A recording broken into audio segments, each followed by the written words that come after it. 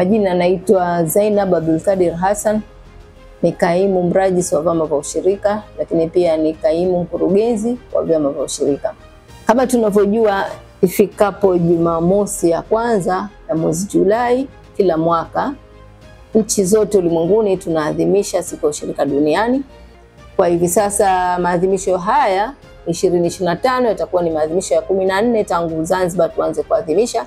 Kwa hiyo wito wangu kwa wananchi wote, kwa vyama vya ushirika, ikifika siku ya tarehe 5 Julai, basi sote tujitokeze kuelekea Kizimkazi kwa ajili ya kusherehekea kilele cha siku ya ushirika duniani. Na sherehe hizi za ushirika duniani zitaambatana na matukio mbalimbali. Kuna usafi wa mazingira ambao tunatarajia kufanya kwenye uwanja wa ndege wa Abeid Amani Karume, lakini tutafanya tena usafi huo wilaya zote kaskazini, wilaya ya kati, wilaya kusini na maeneo mengine ambayo yatateuliwa kuyafanyia usafi.